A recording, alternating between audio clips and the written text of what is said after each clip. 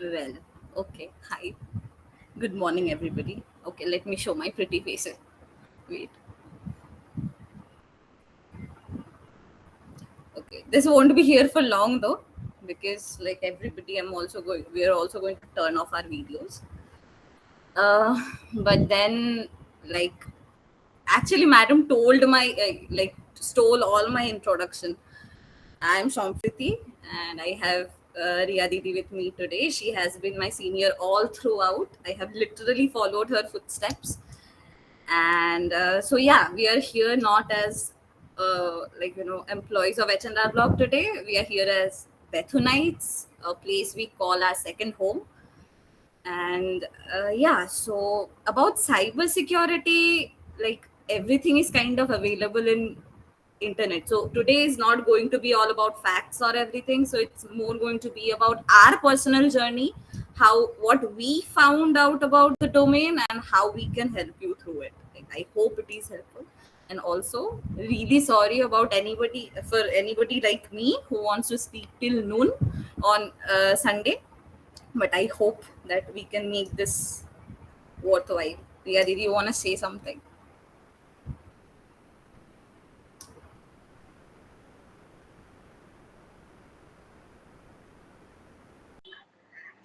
Um, yeah, I'm a bit taken aback by all the introductions. So yeah, I guess most of you might have already seen me, and yes, today I'll unravel the secret behind. Um, like yeah, I might seem jobless, but I do actually have a job. It seems so. Yeah, we'll be trying to demystify all that is cybersecurity. Like even when I started this, before I started this journey, even when I was learning about the subject, I had no idea what I was getting into. And yeah, so based on our journey, we will try to cover as much of the points we can without bombarding you with all the information at once and make it too boring, which it might become. So please bear with us. Yeah, that's all from my end right now. Over to you, Sampriti. She is not jobless. Anyway, okay then. We'll start. Riya Didi, can you present?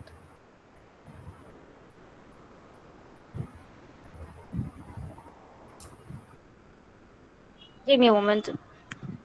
Yeah.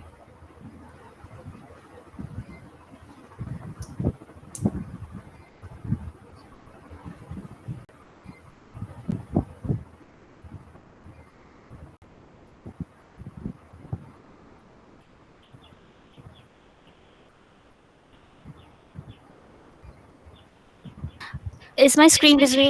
Yes. visible? Yes. Yes. Yes. Okay. Yes. So, go. Yeah.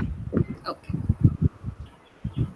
All right then. Like I've already introduced ourselves. I'm Sampreeti Sarkar, working as associate security engineer in H&R Block, and I have Riya Khan with me, working as security engineer in H&R Block. We'll go into that detail later. So can I go to the next slide, please? All right then. Let's get this started. Riya, Riya, hide it. Hide the ribbon, Okay. the meat sharing ribbon. Yeah. Okay. I guess it's fine now. All right. So let's get this started. I believe all of you know what cybersecurity is because it's kind of self explanatory. But even if not, it is just the field of securing digital information. Right. But why? Why do we need to secure digital information? Right. Let us get this started with some input from you all. Okay. Because I genuinely don't want you guys to sleep. So, can we get some ideas to why, according to you, of course, is cybersecurity important? Can I get some inputs? Anybody, just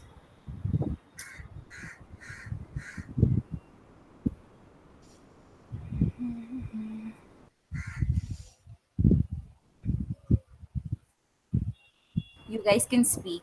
Just turn on your microphone. You guys don't have to turn on your video cameras. It's fine. Yeah, this is what we feel in online classes for 2 years. I understand, Yes, but we are not going to yes, feel like that. yes. I Actually, have I confidence on was my going to juniors. say the same. Why are you all mute? least say something that I don't know or say anything. No, no, I have confidence on them. They will speak, I'm sure. Come on, guys.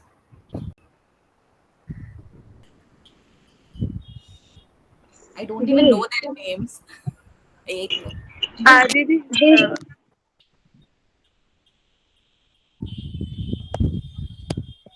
हाँ, go on.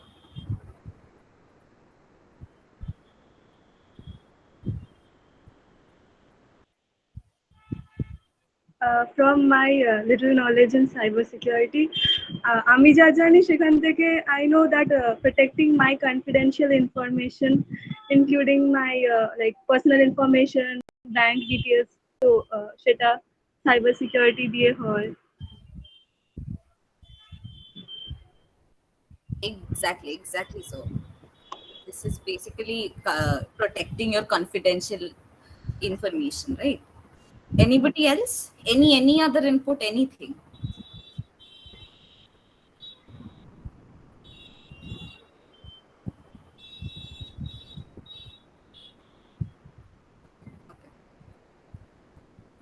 Okay, nobody. Fine, all right. So, uh, this is really right that you know, securing your personal information is very very necessary. But even after, like, mostly after COVID, we have seen this, but this is true for all the time. It is basically a danger which is very lesser understood by people. It can cause calamities, it can destroy life and whatnot. Okay, so it is extremely important to, for companies generally, to kind of have a good cyber security system. There are scary stories around the world, but let's just look into one of the major horrors that was caused due to cyber attack in India. Okay, so imagine you're a doctor, you're working in a hospital, serving in a hospital that serves 15 lakh outpatients and 80,000 inpatients a year, something like that. One day you go to the hospital and realize that servers are down and you have to do operations and everything else manually. Okay, the servers which host the e-hospital database, as in the patients reports and everything, nothing is accessible at all. So patients are waiting in long queues for everything and everything is running manually. So just imagine what is happening. There are data of 3 to 4 crore patients apparently compromised, which may have been uploaded to dark web. Now the confidentiality of information is gone. There was also a ransomware demand of 200 crore. This is basically the story which happened in AIDS. So this happened, and just imagine what kind of a what kind of an impact it would have on the patients, on the doctors, on in general medical industry. So like this, any kind of industry needs their information to be secured, and that is why cybersecurity and working in cybersecurity, awareness in cybersecurity is so important today. So can we get to the next slide?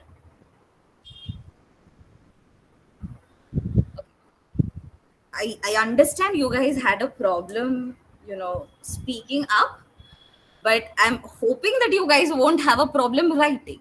So I would just want one word that comes to you guys' mind when you hear the word cybersecurity or cybersecurity job. What is the first thing that comes to your mind? You can just type it down in the chats as well. And I'm expecting more responses this time.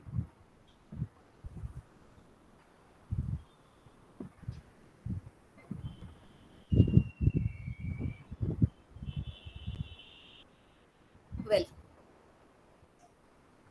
I am still positive. People will write, I'm sure. I'll wait for 5 responses and then only I'll start.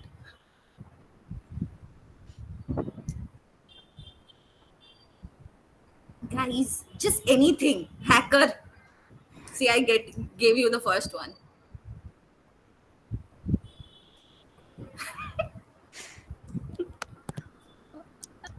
looks like everyone lost their voice today. Nobody has to use their voices. Come on. Now I'll call out names. I'm becoming a teacher. Yes, yes, yes. Everybody's response count. She's adding networking and cryptography, confidential information. Right, right. Yes, everybody's responses count, even the teachers.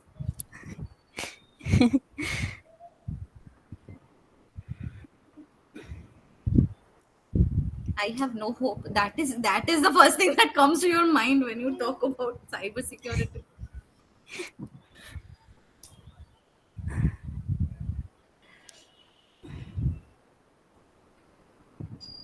Managing server. Oh, nice. About student. Okay.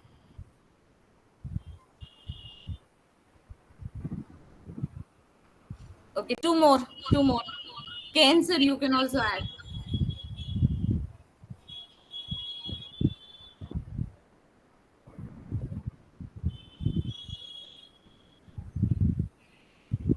Firewall.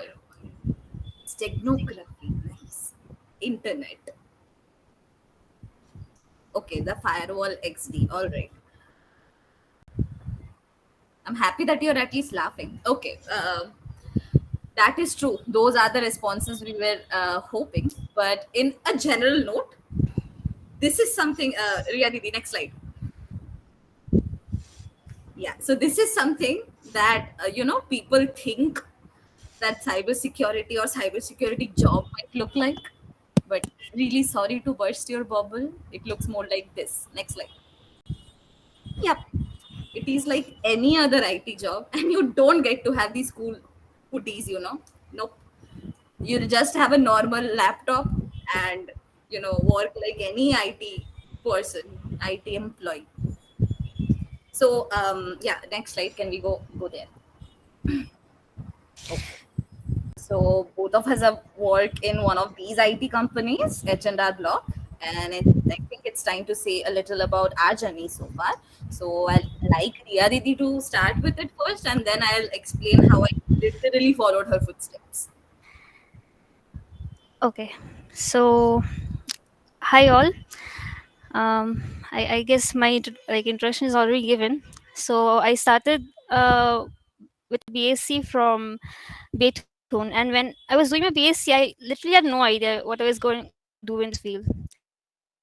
And then into postgraduate, I realized that studying masters in cybersecurity was an option, and I thought it would be suitable for me. I thought it's a very cool and interesting subject to study, and yeah, I grew up watching CSI, so um, had very you know hyped up ideas about work cybersecurity. Um, and yeah, so I did some research, and I finally took the leap to go to the southernmost state in India, which is sometimes you might feel like it's like a different world, but again you'll find it's the same world. um, and I wouldn't say that the course was very good, but overall it was a good experience. uh, so there I did two projects on malware analysis, which paved the way for my internship during my final semester um, at IIT Kanpur. And there I got an opportunity to do a research on again malware, but this time it was um, documents, Word documents instead of Android malware, which I did in my previous projects. And in between, I think the summer break, before my third semester, I got an opportunity to do a workshop in malware analysis. So all of these, what I want to show you is like the flow, like each step led on to the next step. And currently, in 2020, I joined HR Block as a SOC analyst. And after working, we'll cover what SOC analysts and SOC engineers are in a moment. But those two are like different fields. I wouldn't say different fields, but different domains. And that's one thing about cybersecurity. Like it's easy to move laterally within the same domain. Um, so back to my main point. So each of these has been a milestone, and all of these started at one source, which was Bethune. And the message that I want to give you today is that even though cybersecurity might seem like a very intimidating subject, which it can be at times, but if I could have taken this path, I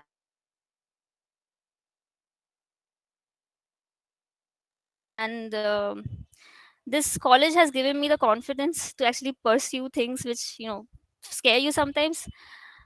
And yes, that's the message I would like to give you all today. Over to you, Sampreeti.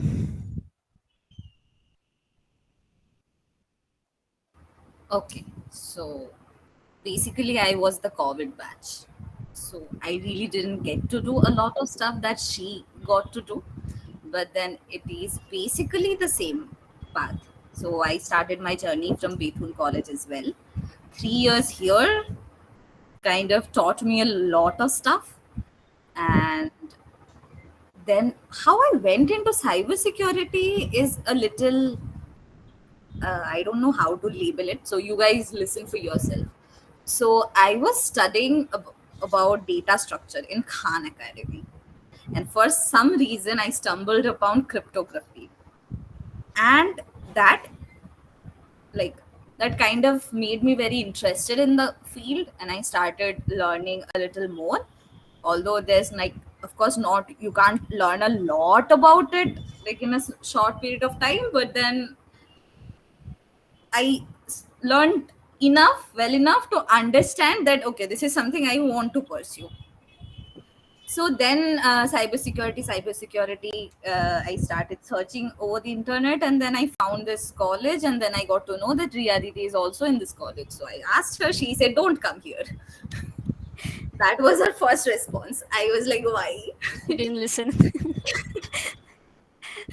Well, anyway, so I anyway ended up being there.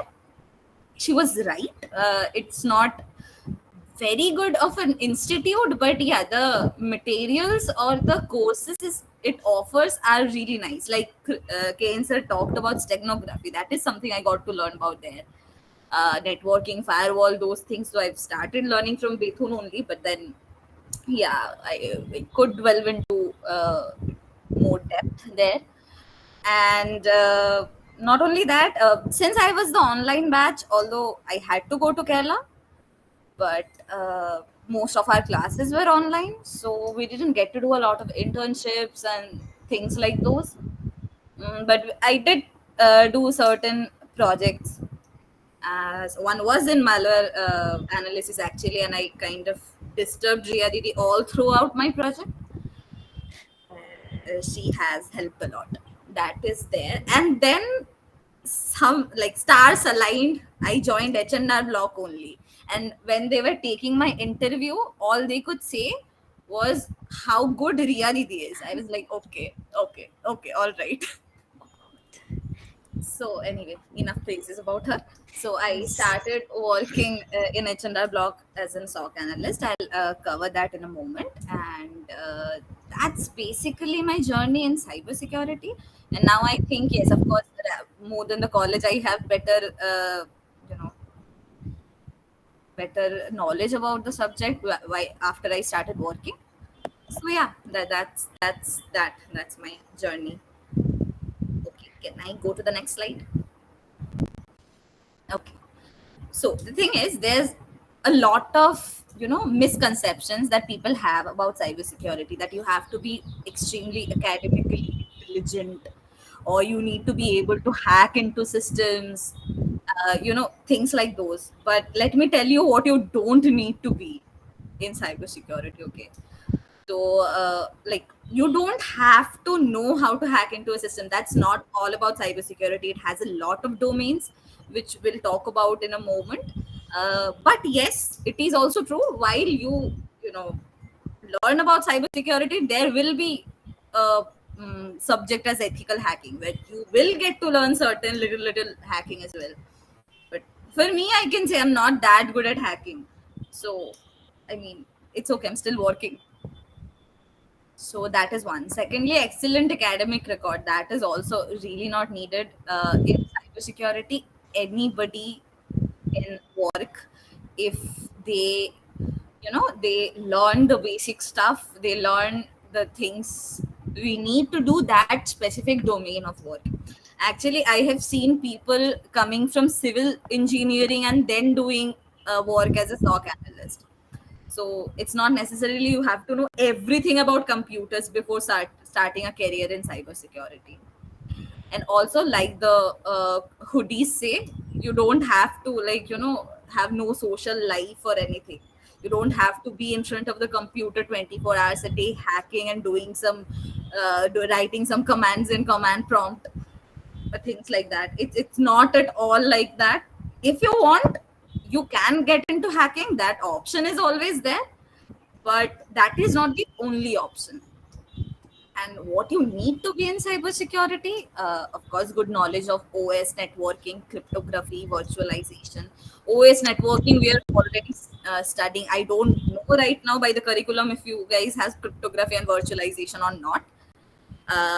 So yeah, that is one. And secondly, you need patience and an eye for details. That is important actually, because while you're investigating about something, suppose some attack has happened and you're investigating how it happened, where it started, there are little details that you guys have to keep an eye open uh, for good investigation. Basically that comes with practice, a hacker mindset, and not being a hacker. This investigation is basically that, with a hacker mindset. So it not necessarily you have to hack into a system, but you need to have the mindset ki how this person could have hacked into this system. So that is one. Good communication skill, that is kind of needed for everything. Good documentation skills, because whatever you're doing needs to be documented. You'll get to understand this when you start working in any IT job, how documentation is important, and ability to keep learning throughout your career. That goes for everything, I guess. But for cybersecurity, new technologies, new attacks, new defense, everything is coming every day. Like literally within a week you can learn about three major attacks, different ones. So yeah, you'll always have to keep on learning to make yourself more efficient, and ability to think logically and analytically in stressful environments, because there can be some stressful environments. Like suppose the aims thing only, no, when that attack happened, like if people would have gotten stressed and they couldn't have, uh, what do you call it, recovered everything that they lost or something, it would have been a huge mess. Although it could have been even more. So yeah, that is there. Can we go to the next slide? Okay, like I was saying, like hacking is the not only one domain that you need to work in cybersecurity. There are all these domains you can go in. There's see, I'm just not reading it out. It's fine, because I'll just speak one line about each one of those so that you get a little idea. But I'll talk about my job. So can we go to the next one? Yes. So this is what I do. I work in security operations center as a SOC analyst. So my like delegated designation is a associate security engineer, but basically a SOC analyst. So what I need to do is, in my company, in my company's like assets, servers, everything, monitoring those, and kind of understanding if an attack is happening or if somebody is trying to compromise anything. So based on certain scenarios, we have alerts made. Okay, so we get those alerts, we look into those, we investigate those, and then reports to our seniors. So this is the work of an L1 security analyst, like you can see here. We investigate and reports on alerts. Now it goes to the L2 security analysts, which are the responders. They look into our information, like we have documented itself that these are the things that we have found. So they look into our documentation. They see, okay, this has happened. So let me check if this is actually the thing that has happened. Suppose I have said, okay, this is a phishing mail that I have found, and this user has already clicked on it. 1 minute. Uh, okay. the user has already clicked on it, and their account might have been compromised. So what the L2 security analyst does is like, okay, so this person has clicked on it, let me ask her if she has given her credentials or not. So that person will respond to the scenario. They'll ask the user, get it confirmed, and if needed, reset the password, whatever needs to be done at that point. So L1 and L2 security analyst does this thing. Then comes L3 security analyst. They work on like, they don't really respond to alerts or something. They work on malware analysis and threat hunting. So malware analysis is something that is like malware analysis of malwares, and threat hunting is basically going into all the systems and checking manually, or not necessarily manually, like apart from the alert triggering process that we already have, existing process, to go on and check if there's something that is already compromised or not. Basically, we're hunting for the threat. And then the team lead and the manager, they're just managing people who have the toughest job actually, but then they day-to-day technical problems and everything, they manage that. And manager is like the topmost person who manages all the team as a whole. So that is all about SOC. This is mostly the biggest team in information security you'll have in any company, mostly, like as much as I have seen till now. Okay, can we go to the next slide? Then we have network security and firewall. There was somebody saying studying networking and cryptography, right? Yeah. So anyway, networking, cryptography, everything is needed in like almost all part of the cybersecurity domain. But when it comes to network security, they're responsible for the procurement, setup, and maintenance of hardware and software systems that are designed to ensure network security. Okay, they deploy, test, they maintain security systems like VPN and firewalls, those kind of stuff. Like basically they define the rules. Okay, like who can access certain websites from within the network, like what websites can be accessed and everything. These decisions are taken by these network security and firewall team people.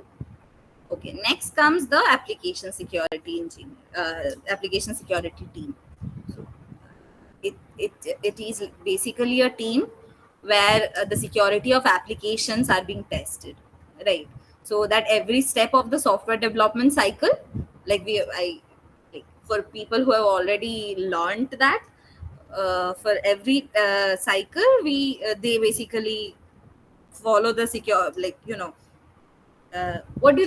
They tested that if there are any vulnerabilities or not, if it is good for going into production and stuff. That is what application security team do. Now coming to red team, this is the closest you can get to hacking. Okay, so they basically systematically and rigorously identify attack paths to breach an organization's security defense. Like the red team will this is basically what an ethical hacker is. You'll try to hack into your own systems to find that if some vulnerability can be exploited or not. This is what red team does. And then there are vulnerability management team. So the goal of vulnerability management is to reduce the organization's overall risk exposure by mitigating as many vulnerabilities as possible. That is it. Like, I'm not getting into details because these are available in internet. You can get through them. And as Riya Didi said, it's very easy to shift laterally in cybersecurity. So suppose I have started working as a SOC engineer, right, a SOC analyst right now. So if I find that while working that I am more interested in application security, it's very easy for me to shift as well. So that these kind of things you kind of learn while in the job. Next slide. Okay, there are more security engineer, like it's very self-explanatory again. They design and implement the security systems for digital infrastructure. Like I was saying that alerts are getting triggered and I am investigating into that, right? So who are creating the queries for these alerts? The security engineering team are. So this is basically their job. And then cloud security. This is becoming very imported nowadays, because everything is kind of, imported to cloud right now. So cloud security has become very vital for most places. A cloud security engineer's job is to secure an organization's cloud and protect data against like anything malicious. That's what. Then comes identity and access management, IAM, basically. So they control what users can and can't access. That is their work. They, like, a person's identity, and related to that, their access managing part is seen by them. And then there comes governance and risk management. Governance emphasizes strategic planning. Okay. It goes beyond building security controls to increasing accountability, determining who is authorized to make security decisions, and assuring that all cybersecurity activities support overall strategic goals. So these are the domains, and then we have SOAR, which is basically the domain where Riya Didi is working on right now. So over to you, Riya Didi, you tell. Okay. So SOAR is basically security, automation, orchestration, and response. So to put it simply, our job is to make everyone's lives easier within the security team. We automate tasks which are repetitive. And for example, we talked about the SOC, right? The SOC works on alert. What kinds of alert?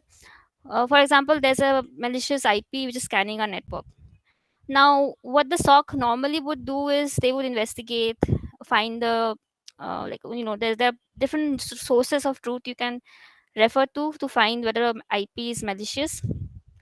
And once uh, once that is determined, the IP is either blocked or it is ignored. Like, okay, it's not malicious, so we don't need to block it. So this entire process, this can be automated.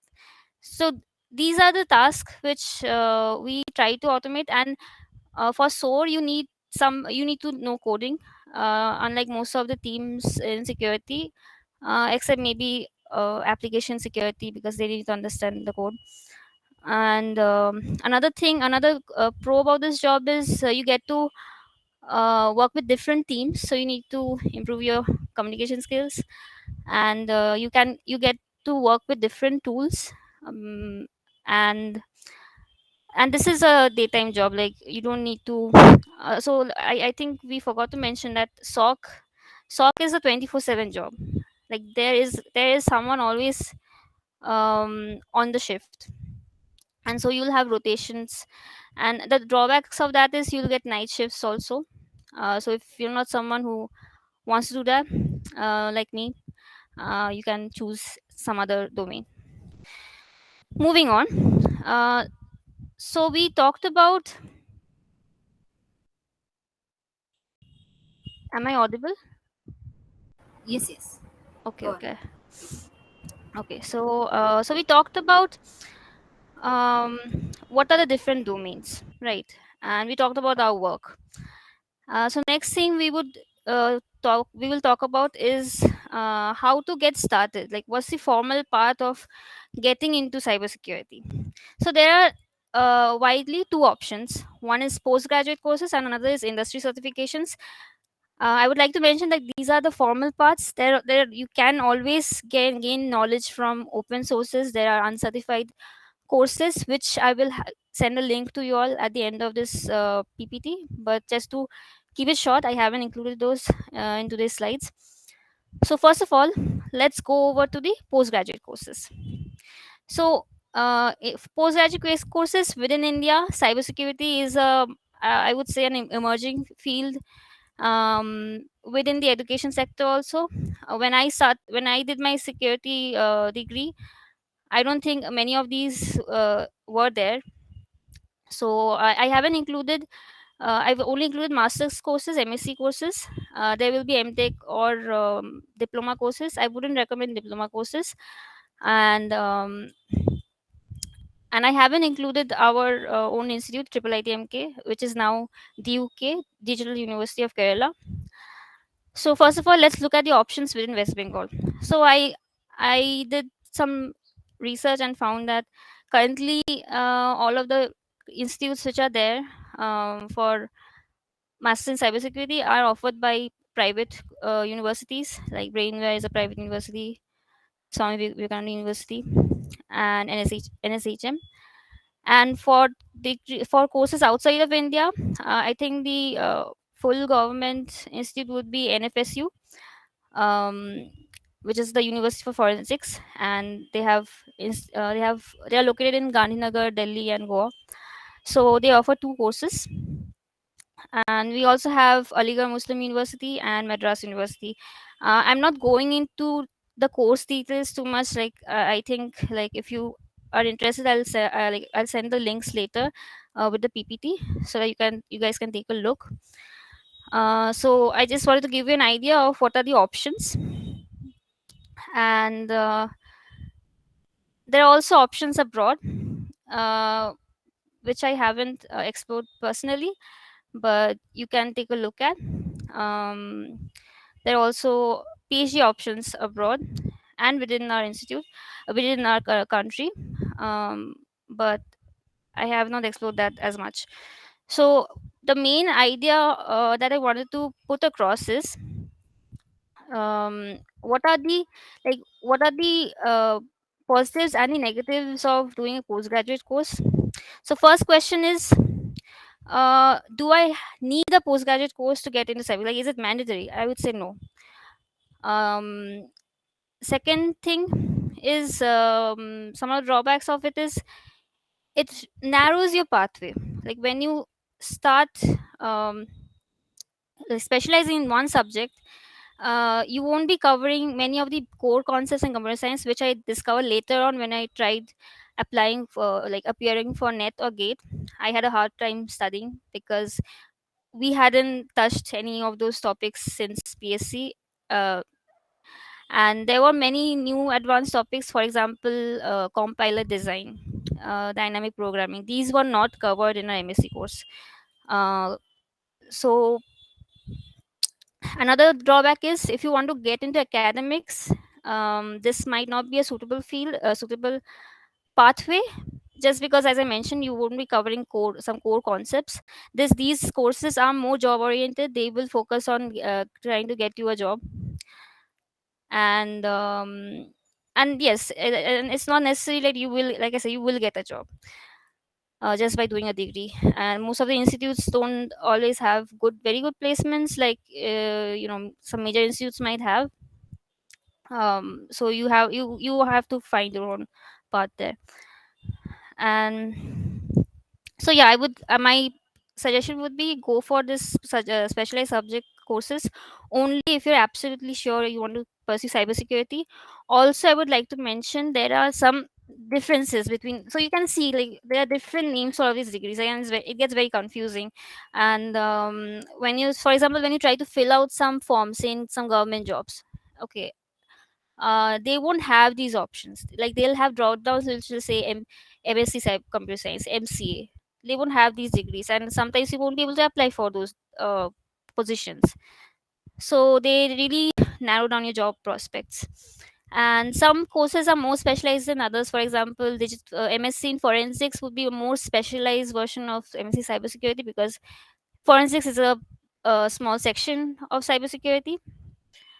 Yeah, so those are the points I wanted to cover here. And moving on, so I covered the postgraduate courses. Next, we will be covering the certifications. Now, what are these certifications? What is what's like why usually we are used to hearing, don't get a diploma course, don't get a diploma course, don't do like just a certificate. It's not as valuable as a degree. But in case of cybersecurity, these certificates are very much valid, and they are recognized uh, internationally, because they follow this ANSI standard. I won't be covering what that standard is, but let's just say that's like a body everyone recognizes and acknowledges that yes, you know what you know. So it validates your knowledge, your skills to the recruiter. And I've seen even while searching for public sector jobs these days, everyone wants a certificate. They want experience, they want certificate. um, and what's the advantage of doing a certificate? It is a form of continuous learning, which is needed if you want to stay in this field. And when you have a structured way of learning those things, uh, it's easier. So doing a certification helps. What's the drawback? Drawbacks is these certificates are very very expensive. It's like getting another private degree. And another drawback is, I wouldn't say drawback, like you have to renew the certificate. Each certification has a validity. It might be 1 year, it might be 2 years, 3 years, and after that you have to again prove your skills, prove that I am up to date with the industry standards. So and who all gives these certificates? These are I've listed the main organizations who give out certificates, and I have ordered it in a way that is like EC Council, CompTI. These are more of a priority if you are entry level candidate. So let's go over some of the certifications which are available to you. 1 minute. So the first certification that we have here is CH, which is provided by EC Council. Uh, so if you are a beginner and you don't know what certification to pursue, I would say this is a good certification because it is interesting. It covers the more exciting things about cybersecurity, and it gives you a strong base on networking, Linux, things like that. And those are the things which recruiters look at when at an entry level. They don't expect you to know how some proprietary software works. They are not expecting that. They just need to know that you are willing to learn, and you are interested in this. Second certification is CompTIA. This is also a entry level certificate. There are other, before this certificate is CompTIA A plus, Network plus. Those are, like, if you visit the website you'll see those are some prerequisites they will ask. But I feel like given that we are from a computer science background, and given how in depth we do study during BSc, I think it's enough for studying for Security Plus. And the latter two certifications that I mentioned, these are, I wouldn't recommend these for entry level or like beginners. These are SSCP and GSEC. Once you start working in the field, these would be very good certificates to get. And last organization I haven't mentioned any certifications from ISACA, which is this organization is known for giving out audit certificate, like auditing. If you want to become an auditor, the ISACA certificates are quite valuable for you. But I'm not covering those details for this slides. And yeah, so I covered what are the drawbacks of certificates, and what are, like, how to get into this field through postgraduate courses or through certifications. Now you might wonder, okay, should I, like, do I need both? Do I need one? Do I need nothing? What do I need to actually land a job? So I will say that getting that first job is very difficult. Even with my degree, I had to like, I remember applying for like 60 places. Five of them replied and two of them were positive, that okay, let's move forward to the next interview, or so on. So yeah, so getting that first job is very difficult, and having a certification helps. So initially, how I got this job was, I finished my internship. After that, I was applying to all of these places, and eventually one of my classmates who had gotten into H&R Block through the campus recruitment was changing fields, changing teams. So he suggested my name. So that's like through referral I got into this. But otherwise I would have pursued a CH certificate, which would have made my CV more nice. Like it would like the recruiters would have probably like that better. And yeah, so that's what I wanted to cover regarding the how to get into the field. Now now that we know how to get into this, or what kind of work can we do, so we already covered the domains. But when it comes to the job, there are two paths you can take. One is a private sector, and the other is the public sector. So in public sector, these are like, only I mentioned only some of the options which are available to you. There will be many more, but the thing is, like, unlike many other government jobs, like many other like IBPS, for example, or the civil service exams, they are held like more regularly, and those are like some standard exams. For these cases, there is no standard pathway, and I will be covering those, like how to so moving on to this next slide. Okay, so some of what's the motivation of doing a government job? The motivation is like you will be working for the people, and that is one thing I feel. Working in the private sector, you will won't always find that motivation, because frankly speaking, it doesn't have any social impact. But for example, you were working for that aims, trying to retrieve data after the aims attack, and then you were able to you will give your best automatically. It's not because someone else is telling you, or it's you'll be motivated, I feel. That's just, so these are just my personal opinions, okay. And second is challenging. So in private sector, you have a very sanitized environment. Everything is already quite, what do you say, it's well documented, and it's not chaotic. In government sector, I've heard, they don't always have the latest softwares, or you might have to build things from scratch. So overall, it will be more of a challenge. And some of the drawbacks is these exams are difficult to crack. So so these recruiters, they don't have advertisements regularly. And and the second thing is, these are mostly contractual jobs. So in our field, I found, even for IT professionals, not specialization, just IT professionals, usually they recruit on contractual basis. But good thing is, as far as I've heard, like they do renew the contracts. But yeah, it has all the drawbacks of a contractual job, which is, you don't get many of the employee benefits. Um, and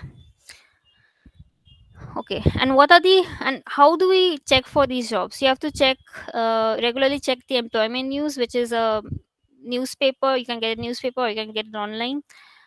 And you have to check all of these websites. You have to check regularly. For example, recently I found CID has a advertisement for uh, malware experts, cloud security expert. Like somebody mentioned, like cloud is becoming pretty common. Like even government sector is jumping on it. So, and yeah, and just you have to search online, like Freshers Live, which I usually check for government jobs.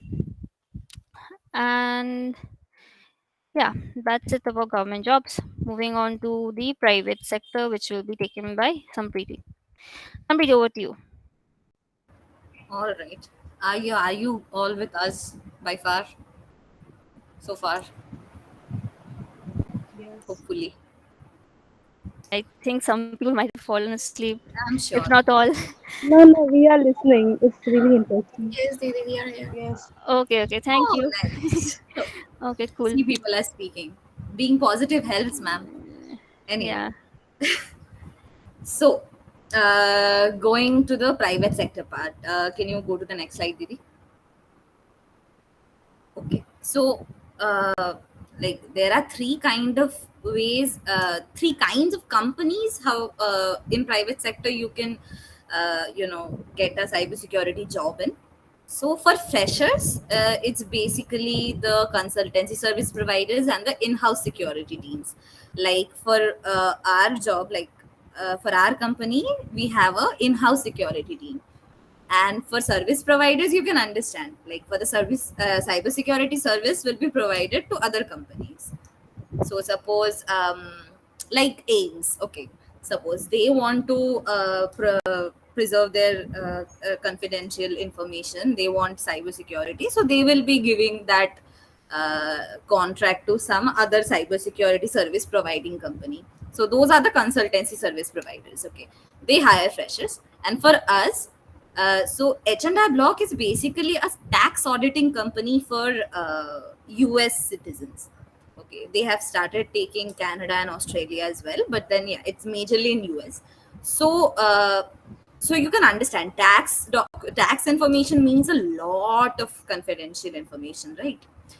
Financial information, personal information about a person.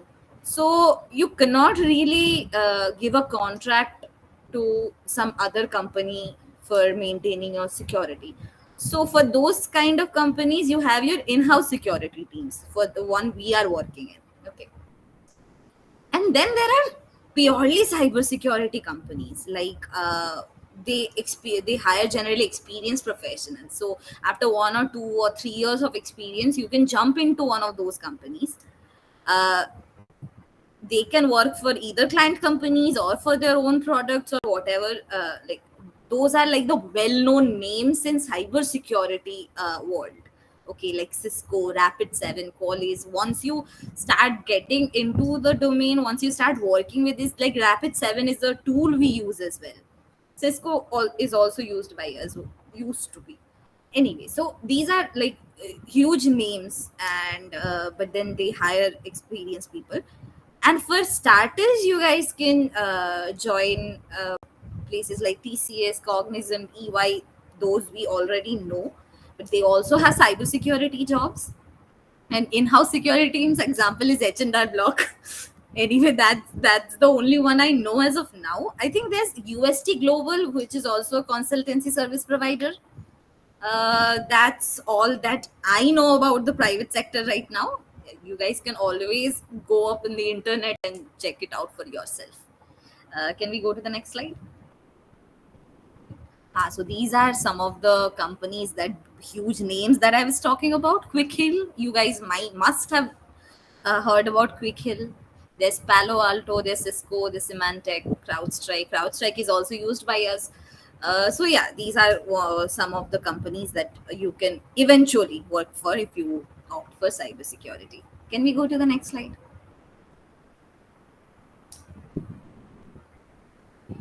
Okay. So why private sector companies? Because at least we used to have this, idea that public sector, like government jobs, are more, you know favorable to be in. But why do a private job, right? Of course, one thing is it's easier to get compared to government jobs. The exams are not that not that hard like public sector jobs. And you get campusing as well. Like I got the job from my college campusing in triple ITMK itself.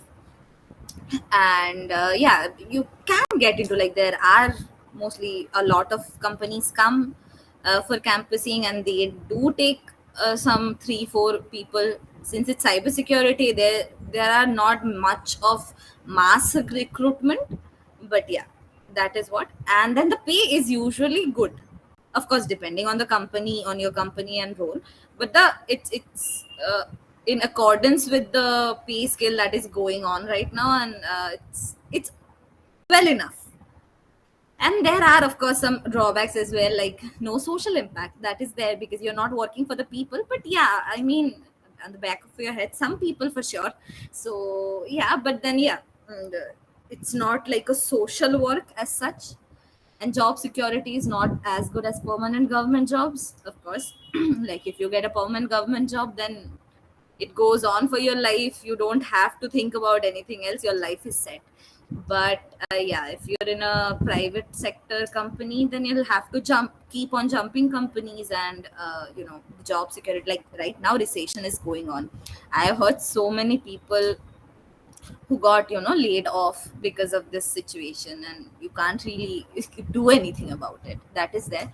Work life balance can get hampered, yes, it can, again depending on your company and on your job role. Like for SOC analysts, I can say, of course, it has a lot of drawbacks, that there are shifts you'll have to be working on, but at the same time, those 8-hour shift is the only time you're working. Other than that, you do whatever you want to do. So that way work life balance is maintained, but then again there are certain domains where you'll have to work a lot, and that balance might not be maintained. And another one is some corporate environments are toxic. Yes, that is there. That is for any job, not only for cybersecurity. If you feel a work environment is toxic, just jump. I don't think it's a good idea to hamper your mental health for anything, money or anything at all. Okay, can we go to the next slide? Okay, so where do you apply? It's very, I think everybody knows about this. LinkedIn, Glassdoor, Well Found. These are some of the websites you can go in, and you can, apply for it. Like Riya Didi was saying, you apply for 50, and then maybe one or two will reply back to you. So you'll have to do a mass application. So that is what you do. And other than that, you can of course get recruited from campus recruitments. That is again if you are studying cybersecurity. Okay, so for me, my specialization was cybersecurity, so cybersecurity related companies did come and recruit from our batch. But then it won't happen if you're doing a MSc in computer science. So cybersecurity specific companies might not also come, right? So that is there. And if you want to do freelancing, there are of course websites for that, like Freelancer, Upwork, Flex Jobs. And there's something called bug bounty. Like what companies do, they say, okay, this is my product, you take it, you try to hack it, you find any vulnerability that can be exploited, and in exchange of that, I'll give you money. So that is also another kind of freelancing only, and it actually pays very well. Shockingly, it pays very, very well if you can do it well. So yeah, for bug bounty also, you guys can go to HackerOne or Bugcrowd, and I mean, 2-3 months completely into these. If you do a course or something from open source and everything, you'll be well off to at least start a career in cybersecurity. That is there. Okay, can we go to the next slide? Okay, before pros and cons, I would want to add certain thing. One thing is that there are of course lesser opportunities in academics if you want to stay in academics, because cybersecurity, as told by Riya Didi, is a job, like mostly it's a job specific domain. But if you do want to stay in academics, like I wanted to at one point, it's not like I don't want to anymore, but then yeah, right now I'm working. So I was going through certain stuff, and there are certain fields where you can actually research. Okay, like suppose we say, as in it's a common saying in cybersecurity world, that human are the most weak points when it comes to securing your confidential information. So it's very easy to manipulate a human being to gather information about them and then attack. Okay, so there are a lot of research happening on how to make people more not aware, rather I can say understand their psychology, and then you know integrate it with cybersecurity, and then come up with certain things. So you guys can even go to that. I don't know how many people are interested in psychology and stuff. I was a lot. So this part is called socio-technical side of cybersecurity. So that is also a thing you guys can research on if you want to do some social work. That is one. Okay, now coming to working in cybersecurity, there are pros and cons. Okay, So of course the pros comes like you keep on learning throughout your career, because latest technologies keeps on coming, like I said before. And then it is a field which is in demand and will be in the coming years. It is extremely growing right now. And to be honest, this recession that is going on right now, a lot of data scientists, a lot of developers have been laid off, but cybersecurity roles are still open for recruitment because it is extremely in demand right now. That is one. And thirdly, it's cool. It's pretty cool. People always give this first impression, like, okay, this is a very cool person who does who is working in cybersecurity. And yeah, you get to show off a little. And then cons, okay. These are usually high stress job, yes, especially when there is an attack, something is compromised, so you might need to be there no matter what you're doing. It doesn't matter because duty comes first. And then might have to, like I said, might have to jump into emergency situations at odd hours depending on your role. So if you have a very crucial role, or if you have certain information, or if you have certain access that other people don't, you might have to jump at odd hours. So yeah, that actually happened with Riya Didi. And then people think you're a hacker even if you're not. Yes. Well, the first question they ask is, can you hack into my Facebook account or this person's Facebook account or something like that? I mean, no, that is not what we have studied. So that is there. You get to listen to that also a lot. So those are the pros and cons that we could kind of come up with. So yeah, that's it. Next slide. I am expecting a lot of questions again. Do you guys have any questions? Anything starting from? Okay, so we come to the end of your presentation, right? Yes. So yeah, so now it's the Q&A session. So it's obviously over to the students who are listening in, and even the teachers who are listening in. Like, it's for all of us.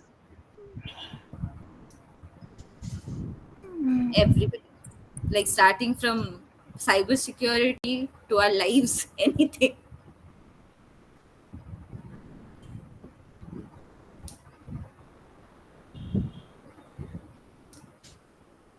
One minute. I'm trying to share a link. Actually, I don't have a question, but I have a comment to make that I never heard Riya talking in English before. I need to say that I like that pronunciation very much. Oh my god. That is the last thing I expected to hear today. Oh, thank you, sir. That means a lot for my confidence.